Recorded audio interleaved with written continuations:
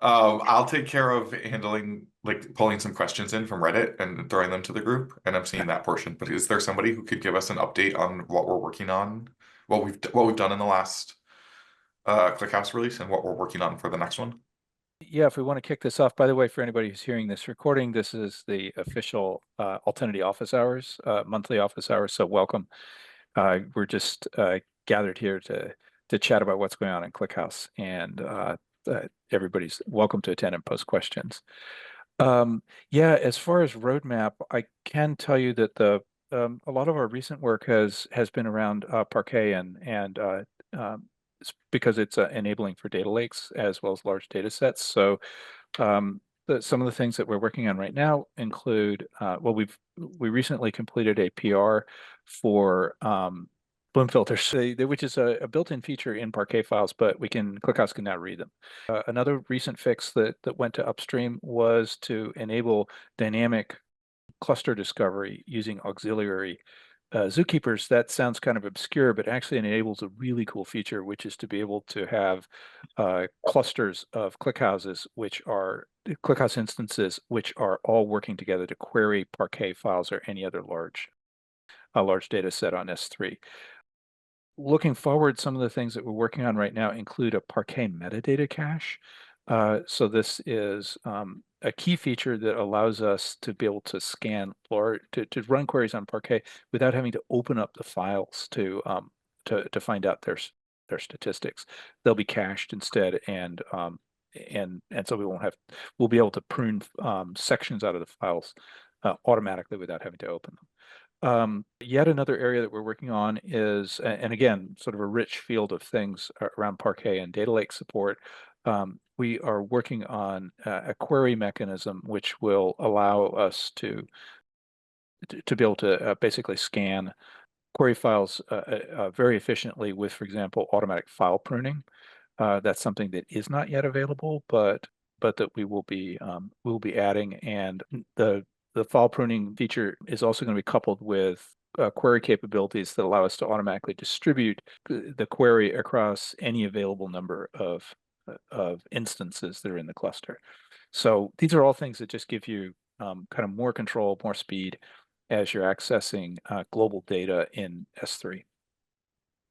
So, hey, any interesting bugs we've hit that we're posting bug fixes for? The interesting discussion about S3Q. So S3Q is a very promising instrument, and I hope it will give us a lot of opportunities to serve the data streams. But there are still bugs. So yes, they're quite annoying bugs, and it's need to be more fixed before we could suggest to the big clients and big projects. S3Q using Zookeeper, or actually not Zookeeper, it's using only Keeper. Only ClickHouse Keeper could be used with S3Q to store a status of the files that processed. And the interesting things came when you got some errors. So, for example, you can't process some file and get a failure from materialized view and so on. And in some situation, the task is frozen forever. So you can't even reprocess it after you fix the error. I know we had a recent blog post about the work that Arthur Passos did on multiple authentication methods for each user. That's an interesting. This one is really cool. Adonia, like it's really like I was saying, not the killer feature, but like really important one. Really, like, when you need it, you really need it, right? Yeah, it's something which is really hard to work around or do something like that. Yeah, it's really useful one. So like if you have if you really like, you know, like there are a lot of companies who just have like the policy of the password rotation as a mandatory part of that, and doing that password rotation if the like if old school one, like then you just need to somehow synchronize the moment, and then you switch your password with the moment when you change the change the scripts, for example, which use those passwords.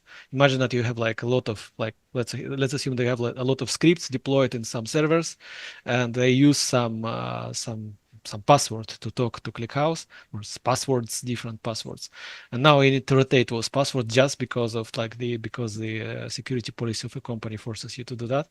And before that, it's really hard. You need to sync the deploy moment, or like you need to push those configurations at the same moment of time when you just change the password in the in ClickHouse. And with that change, you can get like two different passwords for the same user can coexist for some time, and later on it's really, so we make it smooth. So you just prepare it. So you just say, okay, like that password, the old password will be still active till, I don't know, end of week, and but the new password is already there. So we know that during the week we'll have a deployment of our scripts. So they will toggle the, like after the update, they'll rotate the passwords on the script side, and later on the old password will get obsolete. Yeah, that's a great addition, and there's a great blog article on that that's currently the top blog in the. If you go to the Altinity blogs, it's the first one you see. Actually, it's the second. Blog content just comes out. Turn away for 5 minutes, you miss something. Oh, I see. It was the first one when I checked 30 seconds ago. I'm seeing it as the first in the list. Good job. okay. Good job, content team. Yeah. So I have a few questions that I've been gathering from the community, if we want to go ahead and dive into some of those. The first one might be a little bit of a softball. How do I do UPSERT in ClickHouse? Well, yeah. Yeah. Yeah, it's like, you know, like it's like there is a let's say like that. There is no good short answer, or a lot of long not so good answer. So the problem here that you can ClickHouse is designed for a big data, so it means that you cannot afford that. So whenever you insert the data, you need to just add that quickly to your big data set. And if you every time when you add the new data, let's assume that you add one row to the data set which have 1 trillion rows. So if you do the UPSERT, you need to check first if that row exists already there. Yeah. And imagine that you need to do insert. I just push one single row, and that insert will be scanning, I don't know, like trillions of rows just to check if that row is already there, should be removed or something like that. So because of that is not exist in a straightforward way. So there is no feature like that. So ClickHouse does not do those checks at the insert time. It cannot do that. Like in most of the cases, it's really no go for that use case. But there is a thing like which is called like ReplacingMergeTree, which can be used to mimic that. So in that case, that it allows to, so you just push the new row, and actually if that row did not exist before, then you'll just have the new row. But if the same row existed, then you have 2 rows like that. And if you'll be just doing that plain selects from that table, you will see those 2 rows. But you can, but eventually, because of that nature of that replacing merge tree, they will be collapsed together. So the new one will rewrite the old one. But you don't know then it happen, and if it will ever happen. So like there is a big chance, like there is a good chance that it will happen in the close future, but you never know when it will happen.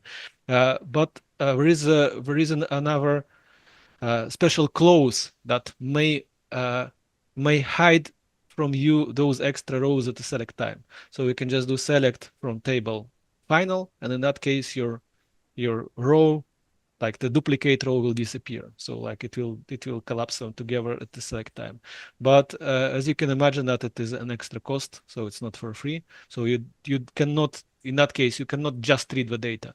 Again, imagine that you have trillions of rows, and for every row you need to check if there is a duplicate for that. So that is quite expensive operation, and it's not always so it can slow down the queries. So long story short, that like there is like UPSERT there is no something like an UPSERT in ClickHouse. There is just insert. If the engine of the target table is replacing merge tree, the insert works like an UPSERT, but rewrite happens eventually, and you can trigger that using at a select time using select from table final. If that final close that, it will hide the extra row with an extra performance cost. Something like that. Actually, there are few more strange, more complex ideas of doing something similar, but let's stop here because it's too. So on the topic of yeah. No, that was great. That was great. That was very informative. I definitely didn't know about some of that. How does replacing merge tree? This is another question from Reddit. How does replacing merge tree handle new entries during background merging? Well, actually, there is here just it is just have it is not doing that on the level of new rows or something like that. It always work on the parts. Yeah, so the part Okay. is like the data in ClickHouse is organized in partitions. Partition is a logical like logical group of several parts which have the same partition key. So for example, if you have like partition by month, then they'll have like the same month. So it means that like the and the parts, they are created by the insert. So every time you insert the data, the new part get created. Part physically is a folder on file system. So so long story short, when you do the insert, the data get like ClickHouse and try to understand which partition it will be. For that partition, it will create a new part, and all the rows you just inserted will be written inside that part. So if it will be one row, it will be one part with one row. If it will be 10 rows, still the same one part. If it will be 1 million rows, it will be still one part. So it means that actually it's why it explains also why the bulking of inserts is so important for ClickHouse. So it's just better to write many rows in one file than writing many files. Yeah, and so if you just you inserted 1 million rows, it created a part which is stored on the file system, and eventually that part will be yeah, and every insert does that. So after some time, you'll have like not a single folder with not a single part, but you'll have like, for example, 100 parts, 100 folders, or 1,000 parts, 1,000 folders, or 1 million folders after 1 million inserts. So it's not something which you like to have, like 1 million. Just try to imagine that you have folder with 1 million subfolders. That's not great. And ClickHouse need to it always do those background merges, which combine together several of those parts. And write a new part which have the same data as old three, for example. So we take 3 parts, combine them together, and write a new part which will have the same data as the previous 3. And those merges, they always happen in order of inserts. That's something which a lot of people does not know. Actually, that is like, especially if you just start like your journey with ClickHouse, you never know that something like that exists. So it means that it is not possible that ClickHouse will ever merge the row inserted 1 year ago with a row inserted yesterday by passing everything in the middle. So it will be always continuous set of the parts, which will, so they like every part, it gets the new incremental order, and those parts are merged together. What is also important here for that replacing logic, that the if already a very big part is were created, so let's assume like after a lot of those background merges, we combined a really big part, and it's like 100 gigabyte size. And after that, you inserted one extra row. Should ClickHouse now remerge the whole 100 gigabyte? Probably no. Maybe it will do that eventually. Maybe never. And once the bigger part is, the lower chances that it will be merged with something else. And there is a maximum size for the part. After that, it will never be merged. So it means that for the default for that is 150 gigabyte. So if some part, like if after result of those merges, it will merge together enough data to form a part 150 gigabyte size. After that, it will never replace anything. So it will just, okay, nothing can be merged to that one, so it will stay forever separate. So here it's important to pick the partition key, which will guarantee that the partition will be not which will so for example, if you do let's assume that you have a data like events data, like I don't know, some I don't know, events from the web traffic, and during a month you create 1 terabyte of data. So if you use a monthly partitioning for that, that means that it will form those 150 parts, 150 gigabyte part, which will be never merged together. And if you want to have some extra logic like replacing merge tree to work here it will not work. But for example, if you will use daily partitioning here, the partition size will be something like, I don't know, like 50 or like 40 gigabytes. So they still can be merged. So actually that shows that the picking the proper partitioning key is very important for what replacing merge tree to work. Awesome. Thank you so much for that detailed answer. That was great. Lightening things up. Our next question. What are some of the best self-service business intelligence and business insights tools for ClickHouse? Superset. I don't know. Like depends. It actually depends. Yes. Depends on Open the stack, source. depends on the stack. I don't know. Like if people is happy with, so I would say probably the pick the top choices will be probably the superset. Like if it's quite advanced, like open source nice guy, which works quite smooth with ClickHouse. Grafana, if say it's quite like it's much simpler, but in many cases it's just enough. Like if it just to present some simple stuff, that's good enough.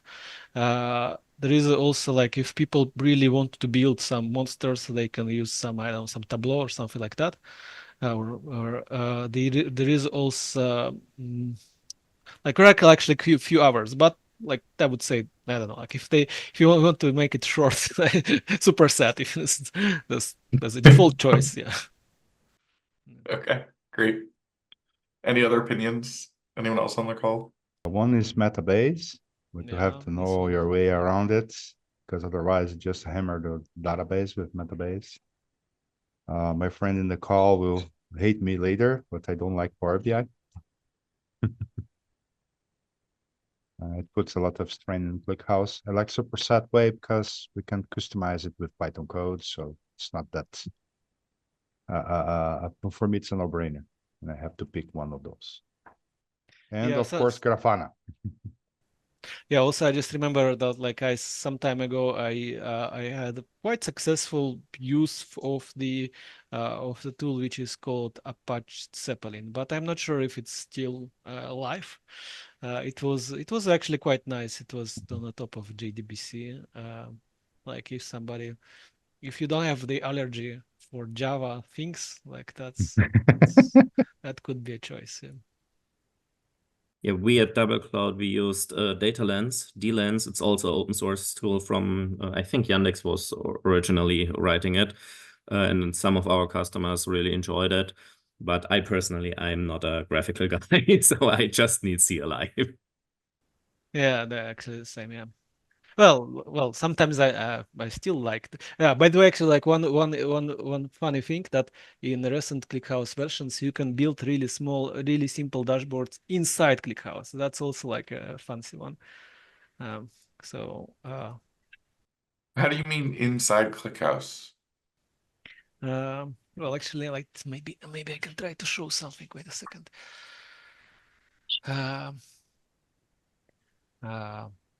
So it's at Play ClickHouse, so it's kind of this. So actually, that is like the design is probably not the greatest color choices here, but the most important thing that it's really simple and it works. So it's single page application, like it is, and this page is served by ClickHouse. So actually, this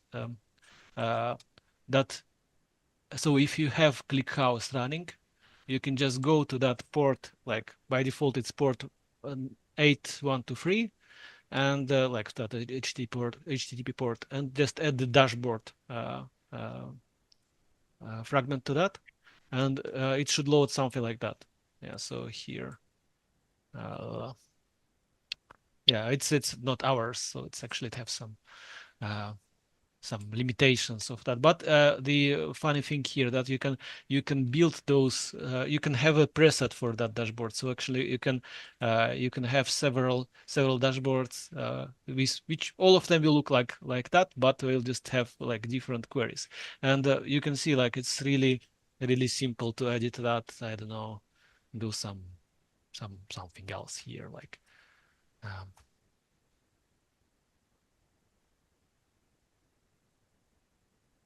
oops.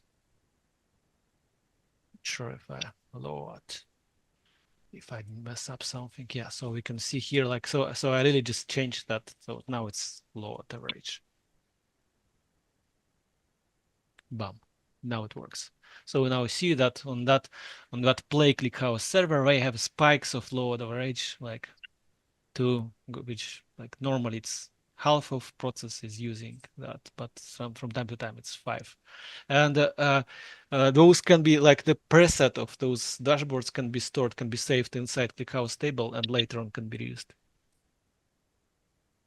Oh, very cool. Yeah, so that's so if for minimalistic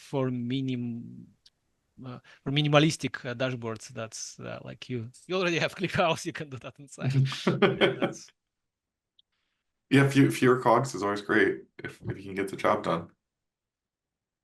All right, so this is a somewhat older thread from Reddit.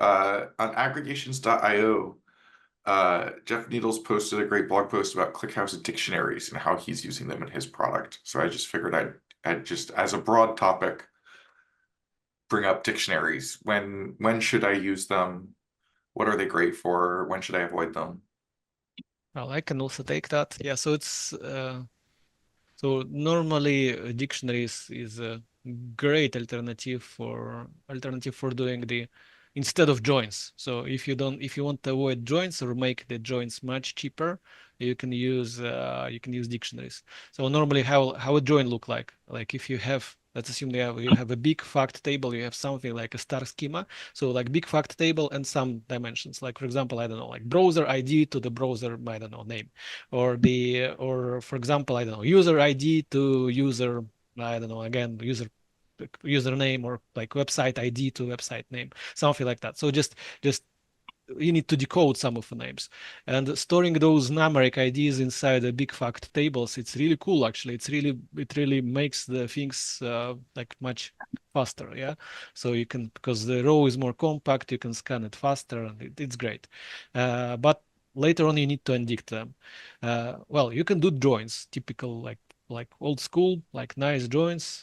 They just work in ClickHouse, but how it works under the hood, you do that. It reads, if you do that, the simplest join, which ClickHouse do by default, like it's called hash join, it will read the right hand table from the disk into the memory. It will build that hash table, so ID to value, another ID to another value, another ID to another value. So just like that, like dictionary, and it will build that dictionary in the memory from the state on the disk, and after that it will start reading the left hand table, so the big fact table, and it will be seeing some IDs. It will use that hash table to remap them to the actual values, and that's really nice, really great. But imagine that you need to do the same, the selects, which do those like indicting all the time. So you do like with high QPS, I don't know, like 100 queries per second. And every time when you run the query, before you will be reading the left-hand table, you will need to build that like in memory structure from the right-hand table. So why should we do that? Why the hell? Like maybe we can just keep that right-hand table inside the memory forever. Like once it does not change so often, it is like it's quite stable. It fits in RAM. Why the hell we should reread that and again and again with every query? So the dictionary here is a great alternative. So it's like it just says, okay, just we'll use dictionary here. And also it uses really funny syntax sugar, which makes it I don't know, like maybe some people will it's probably kind of life and hate relations. So because dictionaries, they force you to use different syntax to do those lookups. So instead of those old school like standard SQL joins, like table left table join right table using blah blah blah, like where something, you just do like dig get, and like I want like pass the ID, get the attribute, and like it's just a function call now, and that makes it so easier in some cases that it's for me it's really fantastic one. Like I'm a big fan of that syntax. I know that it's like it's not always not everybody is happy with that. Maybe somebody, especially the people also which uses some BI tools which construct those queries, which they know how to construct a query for with joins, but we don't know how to construct a query with dig-get. And for those automatic tools or some tools like that, the dictionaries maybe some like they can create some extra pain. But in general, dictionaries are great for those use cases. Like so, you have like something like a star schema. You can have all the attributes sitting in the dictionaries ready for doing the selects on the main table.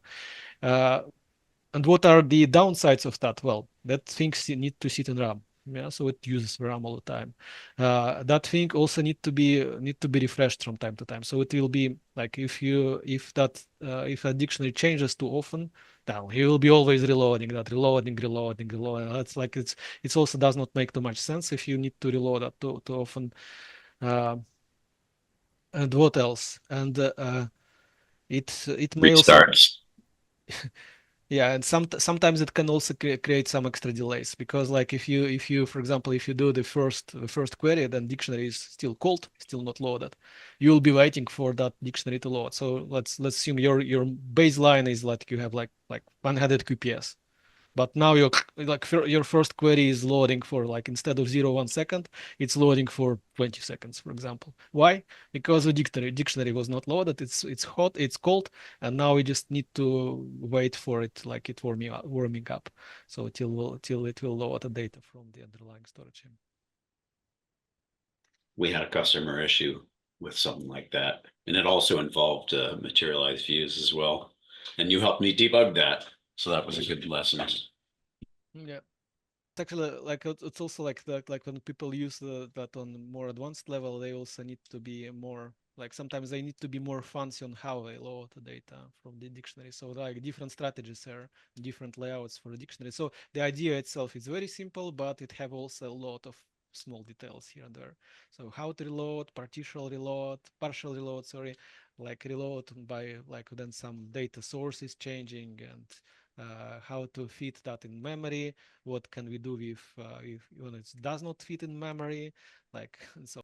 So we had one more person join. Any questions, folks on the call?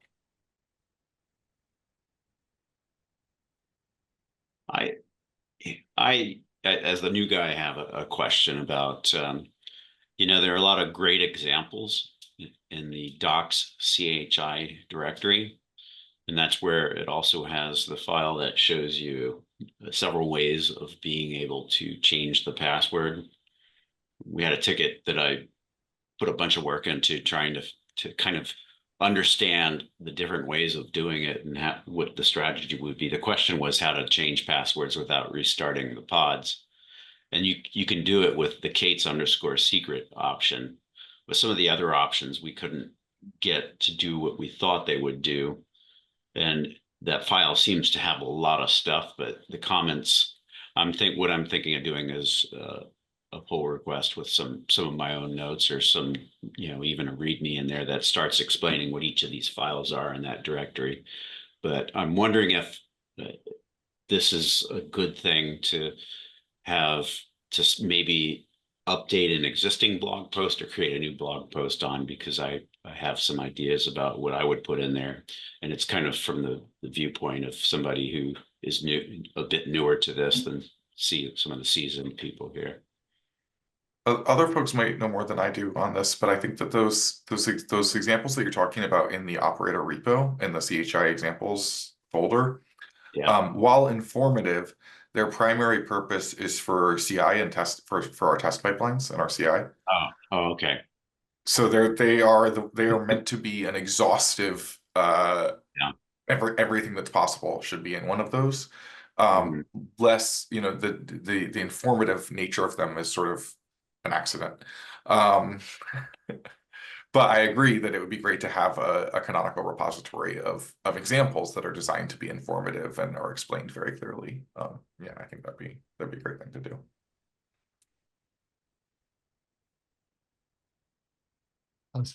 As for me, I don't recommend creating users by files.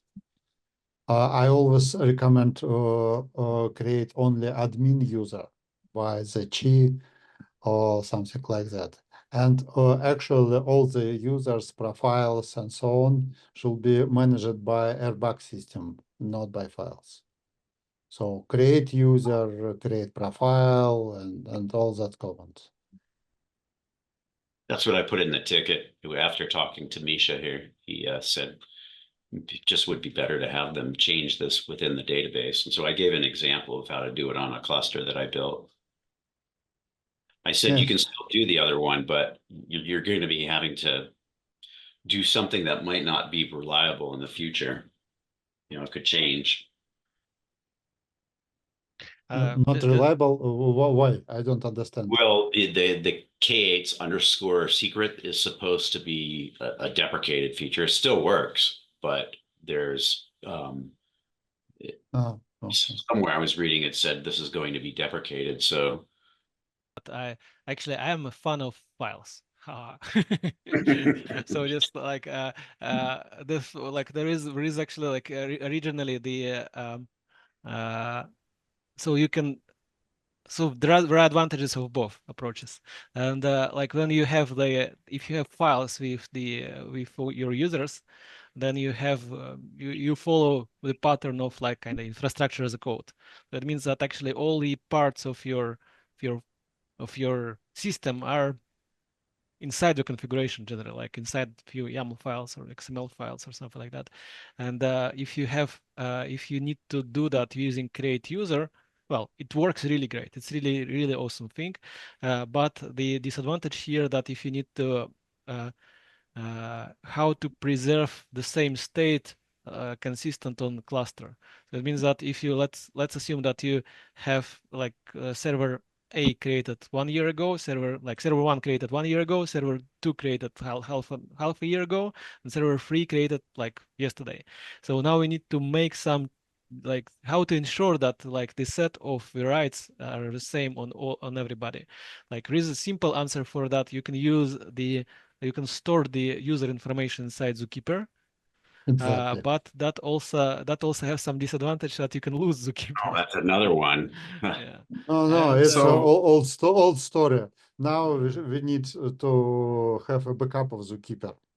So on the previous world, we store only the metadata for MergeTree and Zookeeper.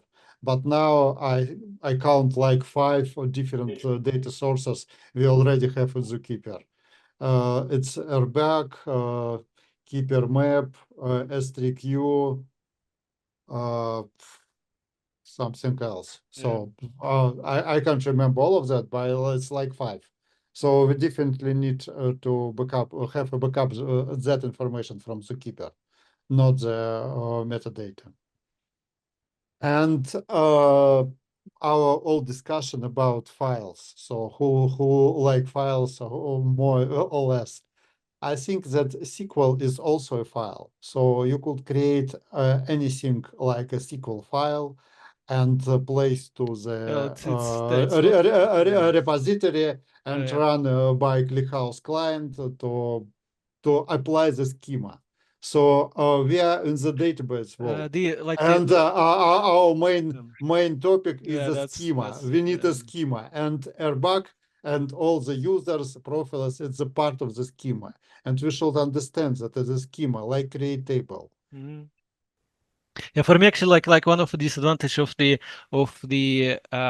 ClickHouse separator, that it does not force the users to use that approach which you're saying, like just we need to have a schema. Like if you want to have a cluster, the cluster should have a schema, and that should be a part of the configuration, and it should be and actually we as the I don't know, kind of like maintainer of, I don't know, or just like we should create something like a good practice here, because migrations, migrations, migrations. Yeah.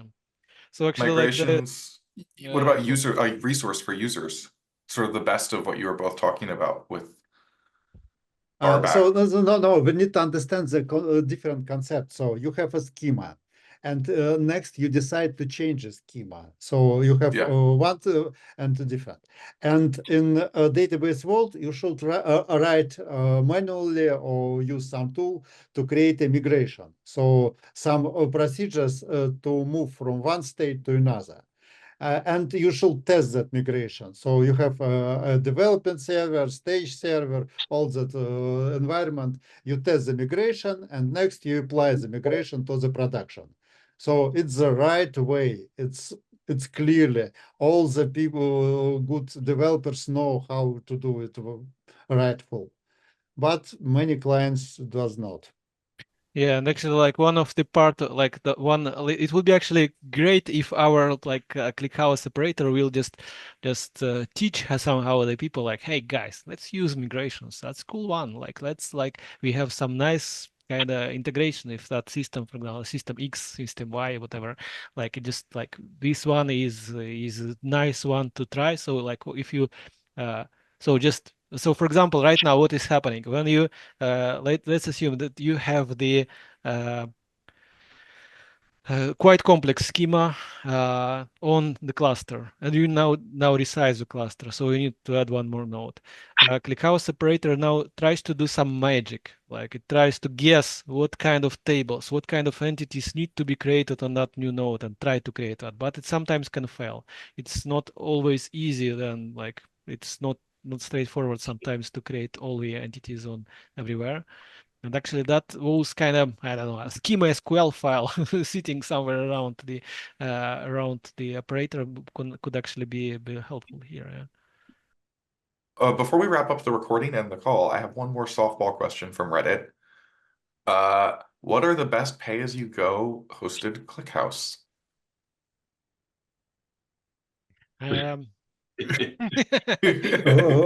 Repeat, please. I don't understand. What are the best hosted options for hosted ClickHouse, but specifically pay-as-you-go? So not with a contract and a monthly plan, but just like, for example, Altinity Cloud through the Amazon Marketplace. For example. For example, just one example that comes to mind. Yeah, actually, I don't have like I know that like being seriously, like of course, like everybody will say that we are the best and so on. Actually, I guess like the offering of ClickHousing, it's not bad. It's interesting. That what like it's also nice. What we had in like in Altinity is also doing some nice job. But actually, I wouldn't say that Altinity, like they're mostly, I would say, like really addressing the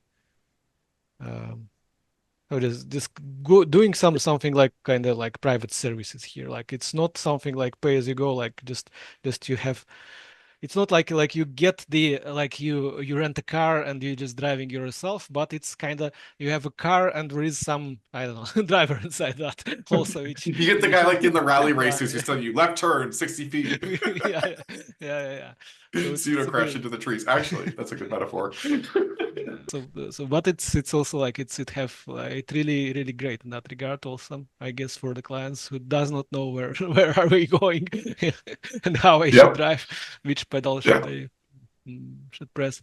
I don't have actually too much experience with others. I know that Ivan guys also do that, like that Yandex guys in Russia, they were doing that also.